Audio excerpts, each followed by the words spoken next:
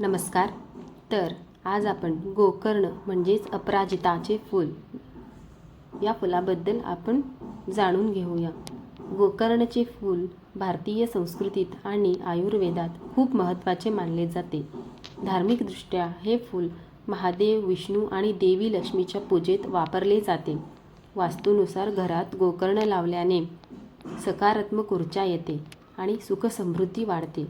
शिवाय यांच्या पानांचा, फुलांचा आणि मुळांचा औषधी म्हणूनही उपयोग केला जातो, जसे की सर्दी, खोकला आणि त्वचेच्या विकारावर. गोकर्णाचे फूल विशेषतः भगवान शंकराला अर्पण केले जाते. विष्णू आणि देवी लक्ष्मी या देवांसाठीही हे फूल पवित्र मानले जाते. गणपतीलाही हे फूल अर्पण केले जाते. घरात गोकर्ण लावल्याने सकारात्मक ऊर्जा येते, वास्तुदोष दूर होतात असे मानले जाते. गोकर्ण घराला नकारात्मक ऊर्जेपासून वाचवते असेही मानले जाते.